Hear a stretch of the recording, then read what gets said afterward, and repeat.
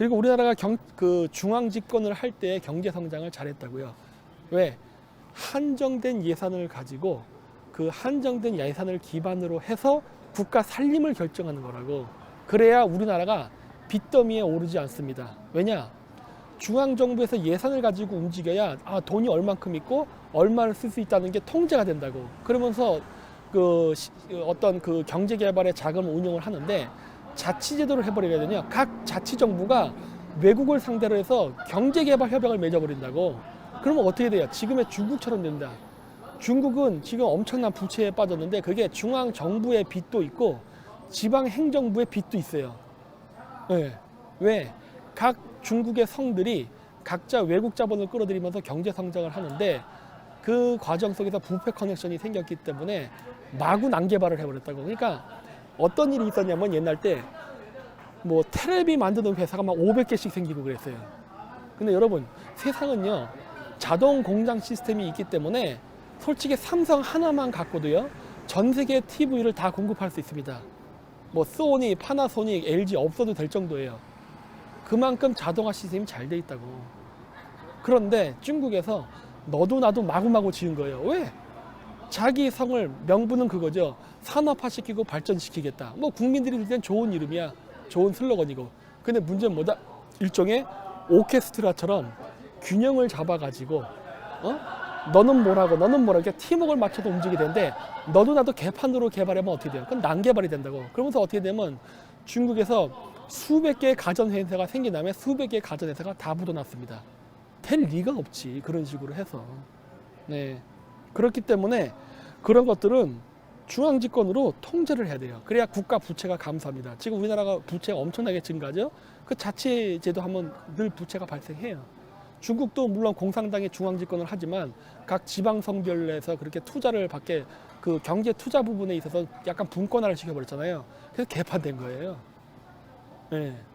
도시별로 특화해서 개발하면 돼요. 특화해서. 우리나라 중앙집권 할 때 그렇게 했잖아. 특화해서.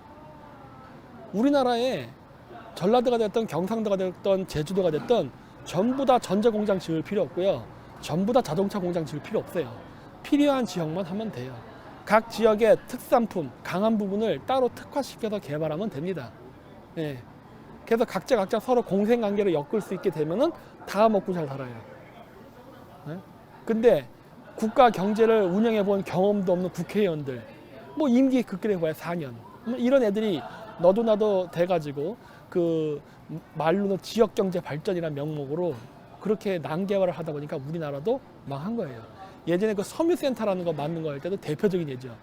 우리나라가 섬유센터를 만들 필요가 있습니까? 지금? 우리나라가 섬유가 그 인건비가 올라서 가격이 많이 올라갔다고요. 그래서 한국이 옛날 때는 한때 섬유 산업을 주도했지만 지금은 점점 밀렸다고, 인건비 문제 때문에. 그래서 그 다음부터 해야 될 것은 고급화예요. 고급화. 근데 고급화를 한 게 아니라 우리나라는 어떻게 했어요? 너도 나도 각지의 섬유센터 만들었다고. 저기 일산에도 만들고 또 어디야 뭐 저쪽 뭐 구리 쪽에 옛날 때 만든다고 했었는데 안 한 것 같더라고. 하지만 뭐 그런 식에서 너도 나도 동종업을 다 만드니까 어떻게 돼요? 다 개판돼서 망해버린 거라고. 차라리 그걸 갖다 특화시켜서 고급 섬유를 만드는 쪽으로 갔다면 우주 항공 산업에 쓰이는 대륙간 탄도 미사일, 우주선, 그 다음에 우리 그 전투기, 그 다음에 이 민간 항공기, 여기에 들어가는 특수청 같은 거 개발해서 고가로 팔아먹을 수 있는 기회도 있었는데 그런 기회를 많이 날려먹은 거라니까. 응?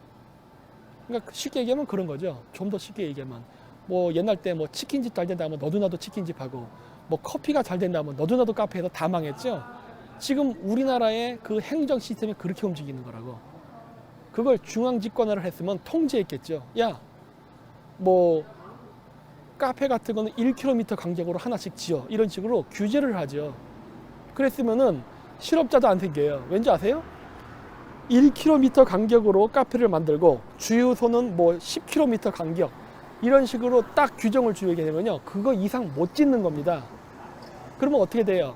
일자리는 거기다 창출되는데 그거 외에는 일자리 창출이 안 되는 거예요. 그럼 나머지 노는 인력은 어디로 가느냐? 산업전선으로 간다고. 그렇게 그 유도를 해야 돼요. 근데 어떻게 된 거예요? 우리나라가 너도 나도 난개발로 막 치킨집 짓고 뭐하고 막 하니까 어떻게 돼요? 인력이 그쪽으로 빠져버렸다고. 그러니까 어떻게 돼? 산업 인력이 부족해지지.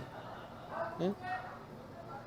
내가 일본에 갔을 때 가장 인상 깊었던 게 일본이 다도 문화가 많이 발달돼 있거든요. 차 문화. 근데 차 문화는 차대로 발달돼 있지만 스타벅스가 의외로 적었습니다. 그러니까 스타벅스가 없다고 해서 그러면 일본 전통 차집이 많았느냐? 또 그것도 아니에요. 그것도 적어.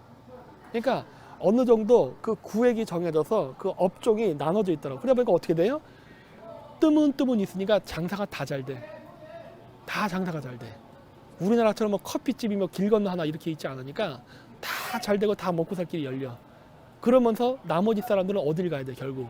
그런데 일을 할 수 없으면은 결국 다른 데로 간다고. 그렇게 해서 우리가 그 한반도 안에 있는 그 노동 인력 배분을 잘 해야 돼요.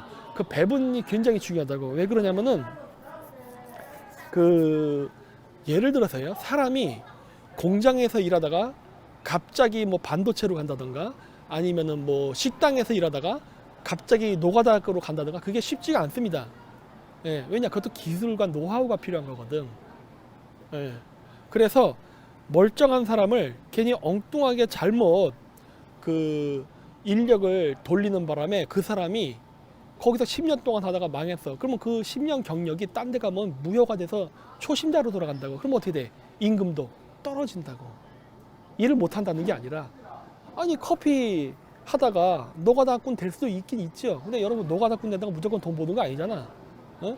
벽돌 쌓기 공은 돈 많이 받는 거 아시죠? 타일을 붙인 사람들 돈 많이 벌고 이런 고급직은 못 하잖아. 경력이 없으니까.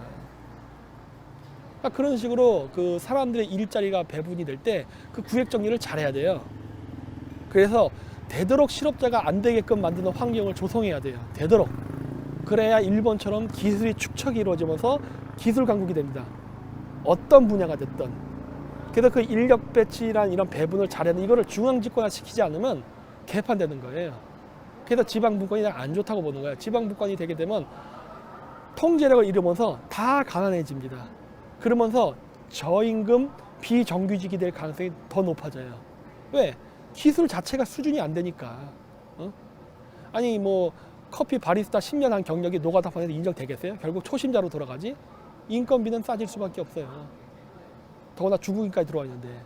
그러니까 이렇게 되면 국민들이 가난해진다고. 그러니까 일본처럼 장인 정신이 만들어지고 그러려면은 그 국가에서 그러한 직업이 그렇게 안정적으로 유지가 될 수 있게끔 그거를 통제해야 된다고 봐요. 그러면서 남는 인력들은 어디로 가야 된다? 국민 세금을 잘 낼 수 있는 대기업이라든가 많이 내게 하는 아니면 뭐 중소기업이든 이런 식으로 갈 수 있게끔 자꾸 유도를 해야 돼요. 그러니까 거기 아니면 취업이 할 수 없게끔 만들어 버리면 되는 거야. 예. 그렇게 해야 됩니다. 이게 전체적인 균형이 중요해요. 네.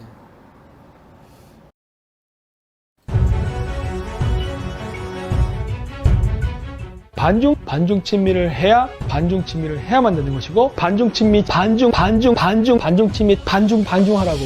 시종 일관 반중이에요. 중국 놈들 답이 나와 있는데 죽어도 반중을 안 해. 반중 친미하니까. 항상 우리가 얘기하는 게 뭐예요? 어젠다가 중요하다는 얘기 많이 하잖아요. 반중 친미 안 해? 반중 친미해? 근데 왜 여러분들은 반중 친미 안 하세요? 반중이야.